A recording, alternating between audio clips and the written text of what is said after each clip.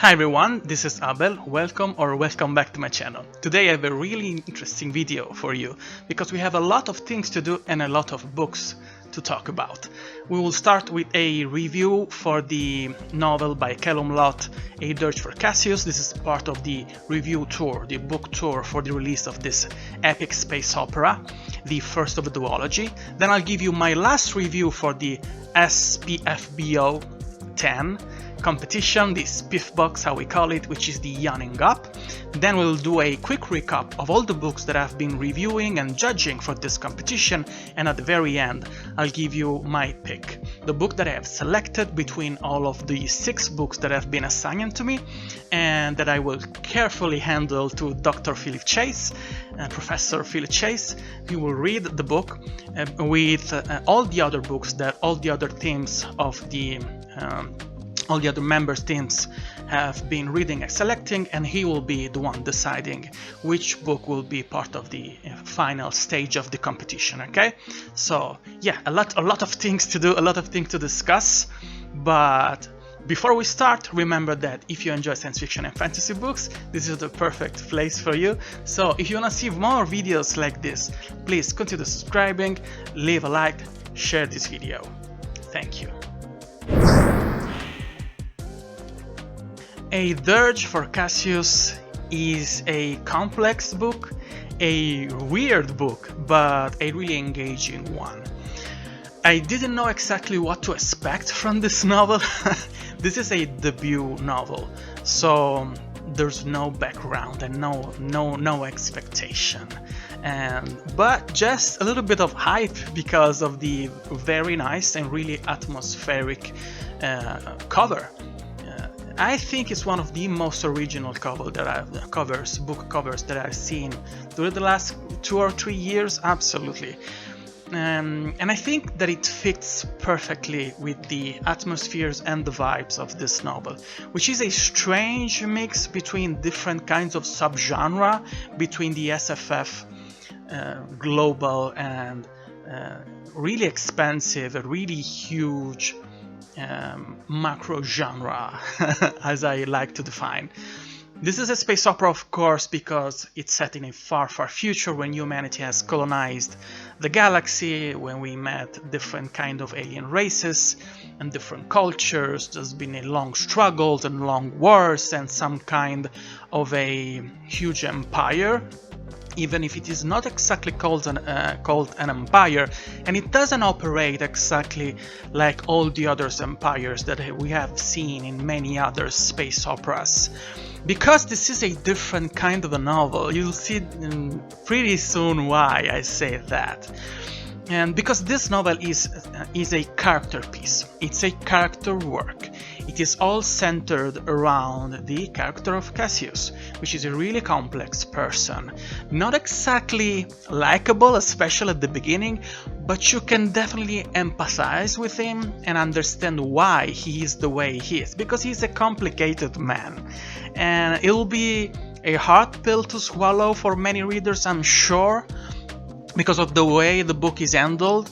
Let me backtrack a little bit. Let me give you a little bit of context to help you understand the general vibes and setting of this story.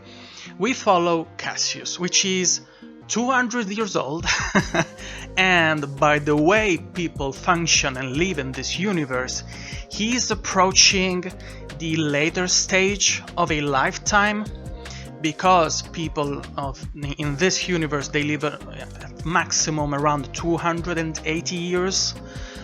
Even if they don't exactly age, they still look really fit and really youthful, even if their mind starts to degenerate around that age. So 200 years old, he's a pretty mature guy. And he is at the stage of his life when he's pretty much free to decide to do whatever he wants. And he has a specific role in that culture, which is basically of an investigator, even if it is not defined in that way. But authorities reach for him because he has a specific set of ability that help him to investigate and understand wrongdoings and to find justice for the authorities. And he's he plainly states at the beginning of the book that he does this just as a distraction because he is addicted to reliving memories.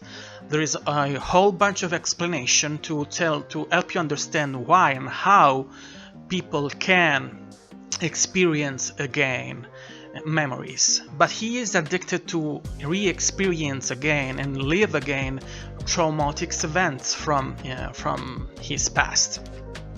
And the prologue actually of the book is a specific moment that defined the person that he is, because he is addicted specifically to this moment to relive the way that he lost his parents, because they basically sacrificed themselves to keep him safe, to give him a chance to survive. Because there is this huge war between humanity and alien races, and a group of people that operate in a very specific way that I don't want to spoil. First of all, I'm not exactly sure how to explain in a way that it is user-friendly. On a YouTube video, you have to experience it for yourself in the book, because right at the beginning, in the prologue, you'll see that those enemies, they move, they act, and they have motivation. They are pretty hermetic at the beginning, and it will take you a little bit to understand what they actually want, how do they work, what they do, and why we should be afraid of them, aside the most superficial conflict that we have just at the beginning of the book. So the story kicks off when Cascius is drafted in again with a new assignment and a new investigation. And it is really peculiar because you know, in every procedural story, when you have the investigator and the corpse of the victim, you have a good chunk of the book dedicated to understand the circumstances of death, and to try understand what caused it and potentially who did it. It's a whodunit procedural in that way. The victim that we find in this book is in a very strange, a very complicated situation. The body that we see and that we try to analyze, it's in a very strange position. In a way, it remembered me in the best possible way of the X-Files and of Fringe, when you have those almost impossible situation, almost impossible bodies, impossible death. But the book does a really thorough and really detailed work to explain you what happened in that specific place and the technology surrounding that kind of wrongdoing. And at the same time, it uses that investigation to give us a lot of world-building information to tell us how the technologies of that far future work and how they influence the culture of that future universe. It is really interesting, it's very mysterious, and at the same time it is pretty well developed because it all works around the development of Cascius. I'll say the discovery of Cascius as a character, because I told you we meet him when he is already a pretty mature, so it's not a coming of age story. We see him in a moment of his life when he is constantly battling with a pretty negative attitude.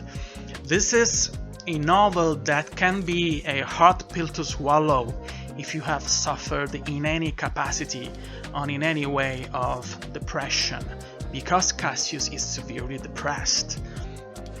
Take Calum from the Stormlight Archives, make it 200 years old, and push him in the really far future in an aesthetics like Dune, maybe, of the Culture series by Ian Banks, and you'll see how that kind of depression can affect someone that has been living for so long, that has such an extensive lifespan.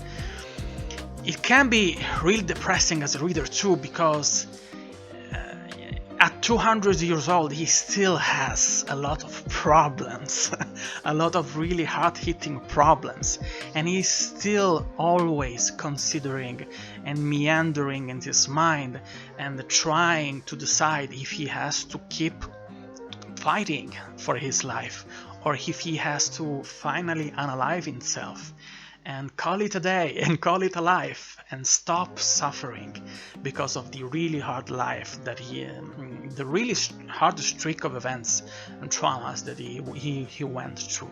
So keep that in mind.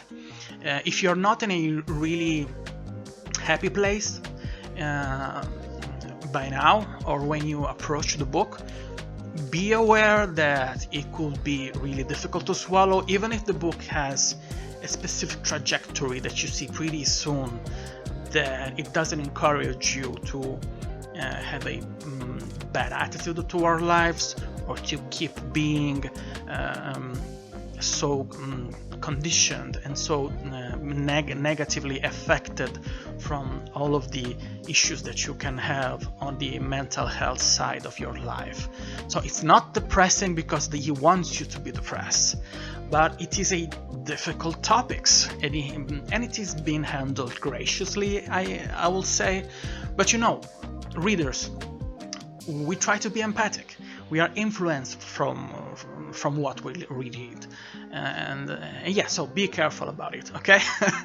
So the book is hard from that point of view, but it is a really nice investigation. It's really curious to see how it develops, because Cascius and we meet a lot of people during the development of the book, and we see how he relates to those people, and especially one of which is almost a co-protagonist with him, that is a very peculiar, a really strange character, but it is a really good foil for him.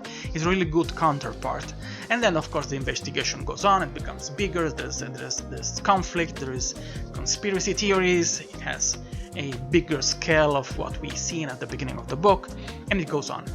It ends on a pretty painful cliffhanger, because this is half of the story. This is the first book in a duology, but it is to be expected, even if in a way a few micro conflicts get resolved at the end of book one. You know, and that by what Cascius himself says, by his internal monologue, that the rest of the story is still to come. But it is a really satisfying read on a story perspective. I will say that it is a hard novel. You cannot read it while doing other things, or by pausing the book every couple of pages and going to control your feed on X, on our Instagram, or distracted by ground noise on everything else. It is difficult, especially on a language point of view, on a language level, because there is an extensive new vocabulary of things that you have to learn, and to describe the technology, to explain how that technology works and how Cascius uses it in his daily life and during the investigation. The novel straddled that really fine line between being complex and being annoying, because you really don't understand why it hasn't been handled and planned in a way to be easier to approach. There are a lot of sentences that I highlighted because my author mind and my editor mind was incapable to switch off and become just a reader mind, asking myself, what is going on here? Why do we have 3 neologisms, 3 new words to describe things that I couldn't understand, even using simple words, just to describe technologies to communicate, technology to analyze things, technologies to travel in a 3-line sentence? It is extremely complicated, and especially in the first bunch of chapters, it happens constantly. It is hard, man. It is exhausting, and you will be justified if you decided to ditch the book because you really don't understand what's going on or why does it has to be that difficult. Of course, this is a specific authorial decision by Calum Lott, because he embraced the philosophy of I'll ditch my my readers in a lake. They'll be forced to swim, and if they don't swim, they will drown. Okay, they have to survive by themselves. I'm not gonna hold their hand and help them go through the story, which is understandable and justifiable, but it can be a real problem, especially at the beginning, because you really have to push the readers to have something else to get attached. So if you want them to be invested in the story and you decide that it has to be that complicated on a language level, even if there's foreshadowing about the payoff, and that will be really rewarding to read such a complicated book, if you don't give them immediately something to latch on, they will be royally pissed during the reading of the book. And I will say that there have been a couple of instances, especially at the beginning of the book, when I was questioning myself, is it worth it? Do I have to put myself through this kind of work? Do I have to do all of this heavy lifting to understand what is going on? I will say that perseverance is rewarded at the end of the book, but I'm not here telling you just push through it because you'll be rewarded immediately because you'll learn pretty quick. No, there's a lot of work to do here, and you will have the feeling sometime, especially during the first bunch of the book of chapters, that it is too much. Okay, too much to learn to understand the inner workings of this world. But you can be rewarded at the end of the book, and I'm pretty sure that you'll be even more rewarded at the end of the second part of the story in the second book, because the world is fascinating and because Cascius is a fascinating character and he goes through a really fascinating internal struggle with a very good character development. But I wish that the first act of the book, the first 100 pages of the book, were a little bit easier, because they're really hard, man. So this was a really good read, a really challenging book, and during the last couple of years I've been more and more fascinated by this kind of narration, that it is at the same time really fascinating and really challenging too. But be warned that you have to be in the right state of mind and of heart to read such a difficult story, especially for the thematics that it deals with, especially about depression and potentially self-harm.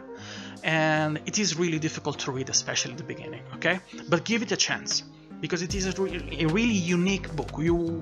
I'm pretty sure that you haven't read anything like this recently, okay? It will remember you something, will give you vibes from Dune, from the Sun Eater series, and maybe a little bit of the classic space opera from the 50s and from the end of the 90s and early 90s, but it is all mixed in a very personal way. And on an artistic level, it is really high. It is really high, and it is at the end rewarding if you manage to survive to the first 100 pages. So go check it out for yourself. And my last review for the SPFBOX is for the Yawning Gap by Vobh. This is a high fantasy, epic fantasy book, really classic and really easy to read. And I'm happy that we finally have a bunch of self-published authors that are reacquiring and recollecting this classic aesthetics, because during the last bunch of years we have seen high fantasy and epic fantasy books going in a couple of different directions, which is all good and well. We need different voices, we need different aesthetics, we need experimentation, we need fresh blood. to this huge genre that is so expensive and so diverse. But I have the feeling that, especially for traditionally published books, today they try to stay more and more away, to shy away from classic epic fantasy. And I can understand why. They think that people want different things.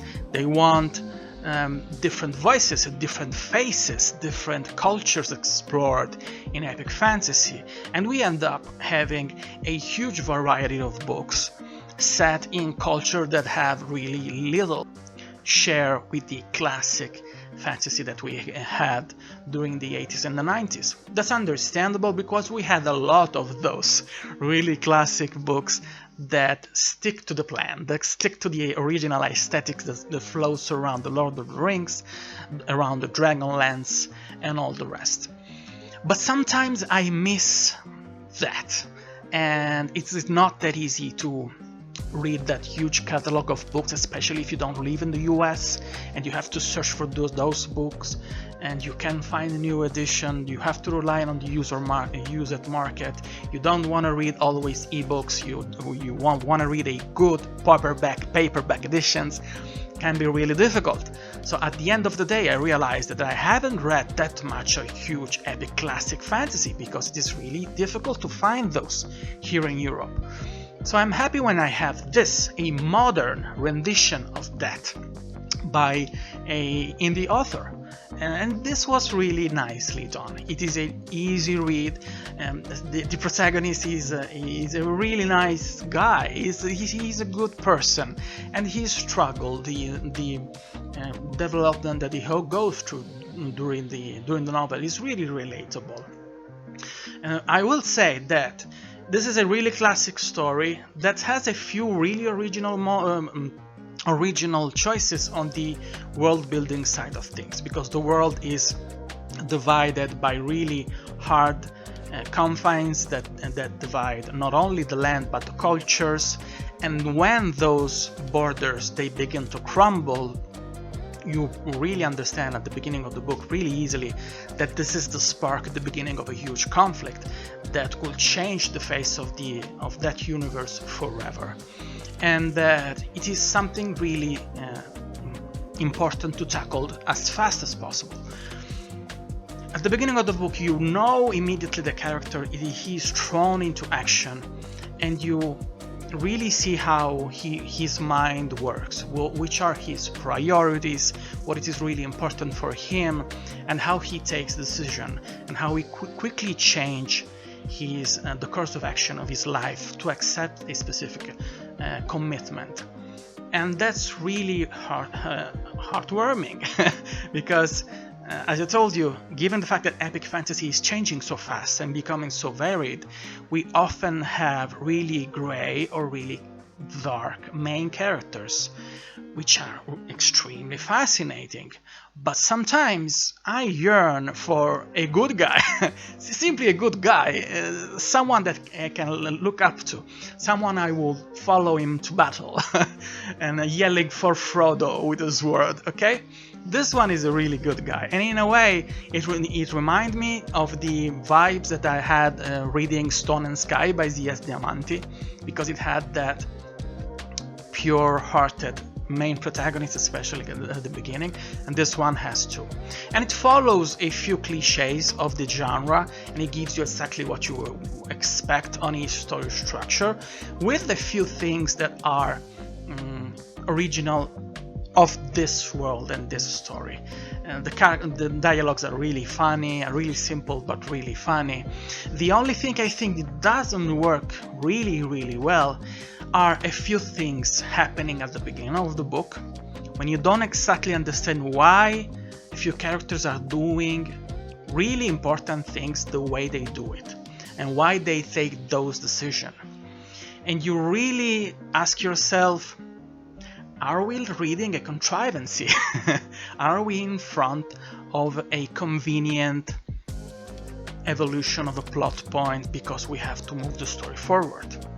And you'll be justified if you think that, because those are really pivotal moments that happen really quick, without a lot of foreshadowing or groundwork done for that.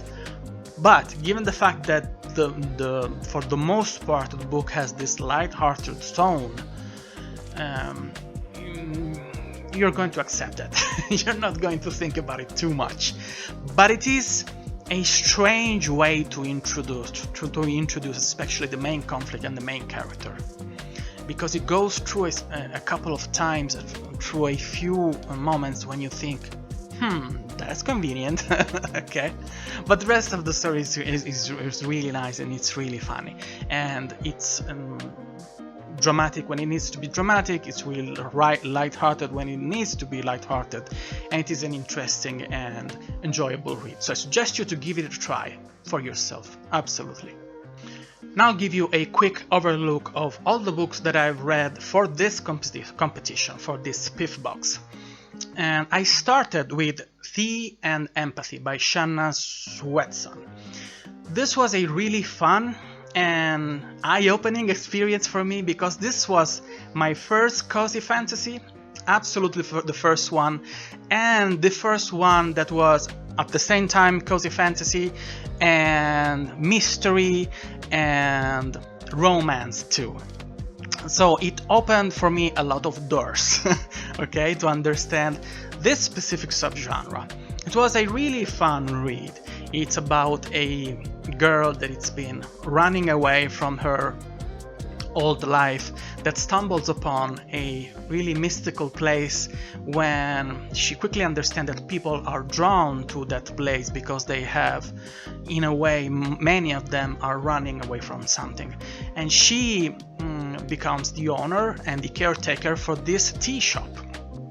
And at some point she meets a mysterious man that has lost his memory, and all the book is a slow burning progression between her character development and the way she starts to know more and understand this man, trying to uncover the layers that have been placed on his memory, and discovering the basic plot, the basic mystery surrounding her, this man, what happened to her, and why he's there. Because of course there's something strange going on. It was a really interesting read, really well developed, really nicely done. It was a short book and a cozy fantasy. I remember that. Of course you will have a detailed review on my channel. Of course, just type the name and the title of the book and Abel Montero, you'll find it really fast.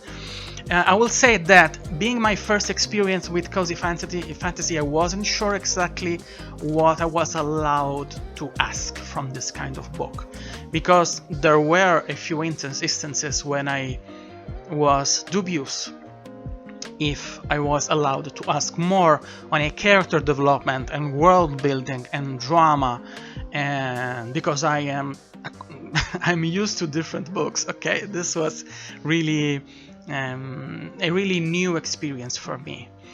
I think that in and of itself is a successful book, especially if you like cozy fantasy books and if you appreciate romance even more than I do. I'm not against romance, but it is really difficult for me to find a romance book that I can relate in a way, because most of the male love interests are really bad people, disgusting people, and I try to understand why they're so successful and why they're so fascinating, and I don't judge whatever floats your boat, but it doesn't work for me, because if I read a romance as a man, I need to identify in a way with the love interests, with the man. I don't want to identify with a bad person. We didn't have that in this one. He is a complex character. He's definitely gray in a way, but he is not a bad guy. So it was satisfying in that way. So yeah, give it a try. This is a really interesting book. Then I read The Sunset Sovereign by Laura Huie. This was again a cozy fantasy book, but with a different structure. This was written in a way as a recollection of memories that have been delivered to the co-protagonist of the story through the oral recounting of this story, of the difficult relationship between a dragon and a city. The dragon is called Vakandi, and he helped a group of people to establish a settlement that slowly became this huge and really rich and really complex city. It is a really sad story because it is not intentionally brooding of a story, but it has a lot of implication, and it touches on a few themes about self-discovery, about acceptance, and especially about the relationship that parents and sons and daughters can have. And I think it was handled really well, in a really elegant way, and it doesn't overstay its welcome, because it is a short book, and I don't think that this kind of structure, this kind of memory and conversation and recounting of this oral history would have allowed for a longer book. It hits that sweet spot. It's around 200 pages when you don't have the time to get tired of that structure.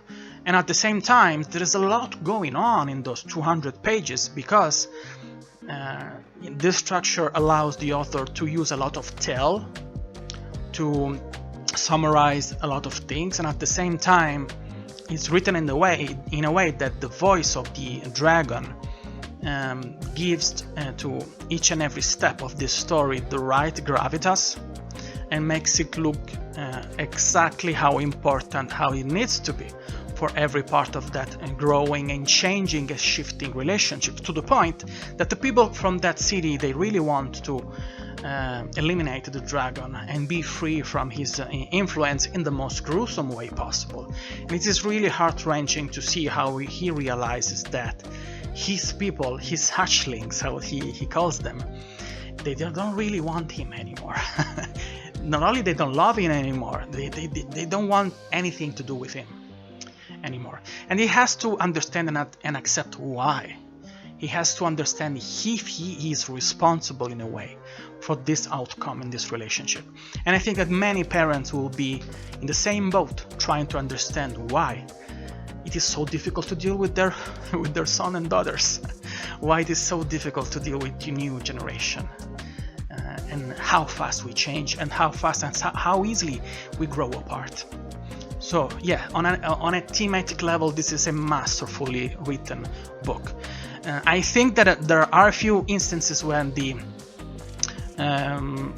Vakandi, the character, and the warrior that is being sent to get rid of him have a few interactions that sound a little bit odd, a little bit jarring, especially her train of thoughts from the female warrior that is supposed to slay this dragon.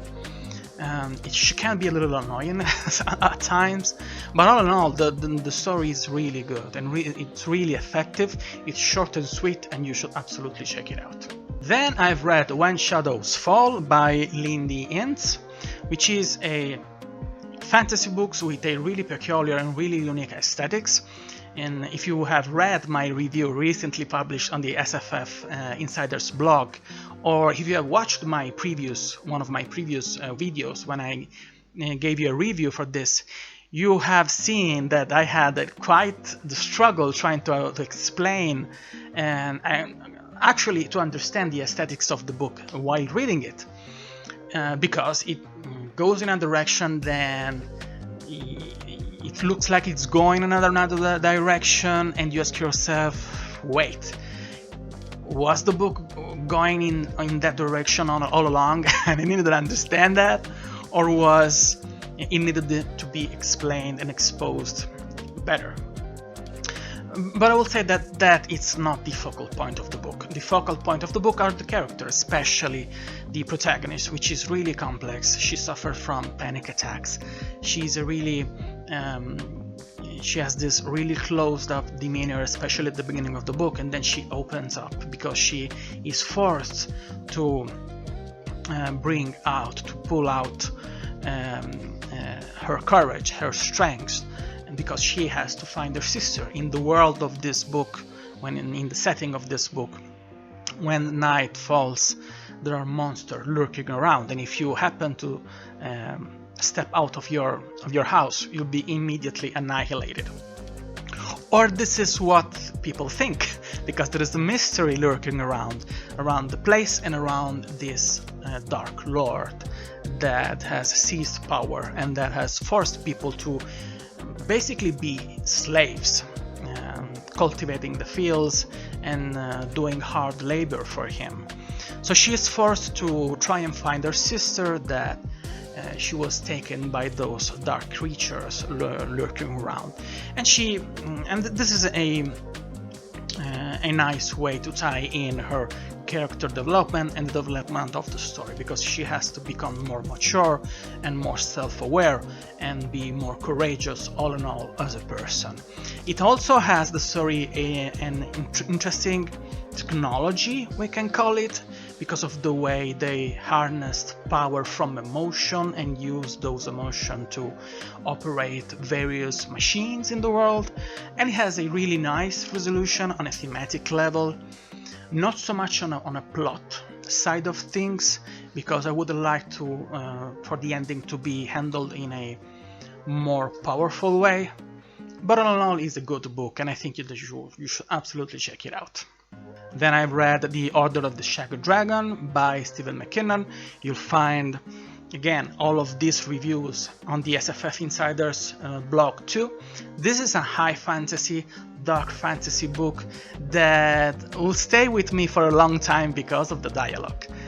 The characters are really good. They have this witty banter that never feels forced. It is a joy to read, especially for the dialogue, and it has this extensive aesthetic that reminds me of, in many instances, of my area of the Mediterranean. The name and the aesthetics, they sound a little bit Spanish, a little bit Greek, a little bit Italian. It is really refreshing. It's not completely original, of course. Everything has been done. Every idea has been utilized. But it is nice to see it utilized here, because it's not that common. And when I see names and when I recognize places that have those general vibes of the place that I know myself because I live there, it is nice. And the story is really classic in a way, because you have a main conflict specific to the origin of the character and the loom and doom that is going to destroy the world. You have this trio on main characters that are constantly bickering and at the same time discovering how to trust, to build trust, and sometimes they really don't like each other. They will really like to get rid of each other, and at the same time they need to work together to accomplish something at the end of the story. So it's really classic, but in a way it's not. It's a nice balance with familiarity and innovation, with a really good main character, and the more I think about it, the more I realize that it was really well done. It was a good fit and a good read. So go and check it out for yourself. Absolutely. Child of Vanris by Nikki McCormack. This is an high fantasy, epic fantasy book, a coming of age story that follows this really young guy that suddenly is forced to rediscover his origin.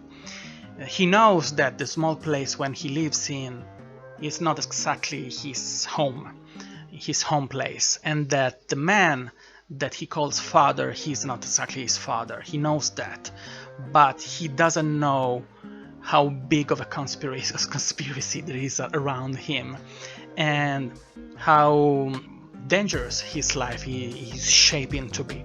It is a nice story because it has a very good character development. We see this really naive, really clear, open-minded and really clear-minded guy slowly losing his naivety and becoming more and more self-aware of all the dangers, of how dangerous that world is, and building this really special relationship with the guy, because in his original culture he's supposed to be bonded by birth with another guy, to have this deep relationship with someone, which is even stronger than any kind of blood tie. And it is really fascinating, really interesting, because he has to decide if he wants to accept his culture again, and if he wants to be part of the bigger picture of the story, of the bigger conflict. I think it was really nicely done. At times the novel can sound a little bit juvenile, because I think it's meant to be really accessible for younger readers, but for experienced readers too. So it's up to you to decide if it is too easy of a read, especially at the beginning, or if it's perfect for you. So if you're searching for an high fantasy story with good characters, a good plot, and a few twists that hit really hard, and a good aesthetics, and a fascinating world, this will be perfect for you, so give it a try. Okay, I think you have noticed that I don't use star ratings in my reviews, and I don't use star ratings in my written reviews on the SFF Insiders blog, because I don't like them. I think they're silly. I think they put a bad taste in my mind, okay? Because books cannot be reduced to that. Books are products, of course. They are sold on Amazon as products, of course. And people have the right to understand and try to understand if they want to buy a book because of the star rating. And if you don't buy a book because it is a 3 stars, or if you don't buy a book unless it is a 5 stars, more power to you. I don't do that because I think I'll do a disservice to you as readers and as reviewers, okay? But I will have to give a numbered scores to this bunch of books for this SPFBOX, because it's a competition and I have to justify my decision. I will not give that score here, but I will give that score to Professor Philip Chase when I give him my decision for the book that I have chosen and that I have decided will be part of the next phase of the selection. Remember that I am just a small part of the team, of the group. There are other reviewers. Each and every one of them will have a favorite book different from the one I am, and then will be Professor Chase deciding which one of those books will go to the finals, okay? And probably we'll share that star reading or that numbered rating in the future, okay? But by now I will just tell you which one of those books will be my favorite, even if favorite is not exactly the right word to decide, to communicate my decision. It is the book that I think it has the biggest chance to go against the rest of the competition, okay? All the books that I have been reading have merits on their own, and they're good works of literature, but I have to decide and I have to give you one decision and give you one title and one author. Before I give you that, let me say something that I think it's important. I know what it is, what does it mean to put yourself out there, and I'm talking to the authors here, okay? To the people that have been assigned to me and that have decided to trust my judgment in this competition. I know how difficult it is to be actively evaluated and scrutinized and have your works put in direct competition with others. And I know that there is a difference between the author and the opera and the book in this specific case. But I also know that you have put hours and hours and days and maybe years in trying to achieve this goal, in writing this book, and you have put your heart and soul in this. So be sure that I did it in the most serious ways possible, because I am trying to do the right thing and to give the best decision possible in the grand scope of the competition, okay? But don't be discouraged. For all the authors that will not be selected for the rest of the competition, know that I respect your job and that you did good. You have to be proud of yourself, because I am proud of you. And you know what? We succeed together in maybe the most complicated task of all, which is to put your book literally under the eyes of hundreds and hundreds of people that are watching my videos, and that I am mathematically sure, 99% sure, that many people have added your books to their wish list, to their TBRs, and a percentage of that, a good percentage of that, will end up buying your book because of this, because of your good job, and because of these videos and videos like this. So pat yourself on your shoulder, be proud of yourself, because I'm sure as hell I'm proud of you. And finally, my decision is The Sunset Sovereign by Huie. I will leave this book in the capable hands of Professor Chase. He will evaluate it with the other books that the other sub-judges have selected, and then we'll see. I'll be on the first line, on the forefront with all the others, celebrating these books and celebrating the winner with all of you. For all the other 5 authors, keep writing great books. Okay, even if it looks like no one is listening, even if it looks like no one is reading, because we need you and we are proud of you. Thank you. And a quick shout out today to author Sam Paisley, and the author of The Winds of Change, Elements of Time, which is an incredible sci-fantasy book that I loved so much, that I've read at the beginning of the year. He's launching a Kickstarter campaign for the hardcover deluxe edition of these books, for the audiobook, and there is also a short story that I already read that gives you a little bit of a background of one of the main characters, of the big villains of this story, and it shines a light on the really big, really interesting and fascinating world building of this story. The Kickstarter should be open right now, so go give it a try. That's all I've got for you today. This was a difficult video because I really felt the responsibility of being a part of this competition, of evaluating the hard work of all the authors that have been assigned to me and the books that have been assigned to me.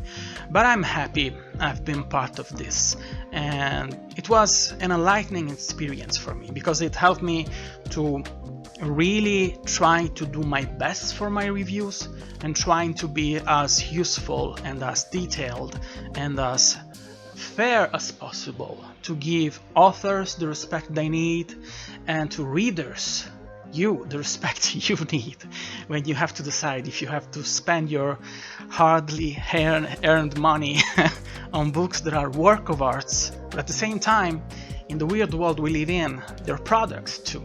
Okay, so this was a really hard one and a really long one. If you have stayed with me for all of this video, for the entire length of this video, I thank you. And remember that if you enjoy science fiction and fantasy books, this is the perfect place for you. If you want to see more videos like this, consider subscribing, leave a like, share this video. If you want to see more videos like this, you can click right here, right now. And yeah, I hope I'll see you in my next one. Bye.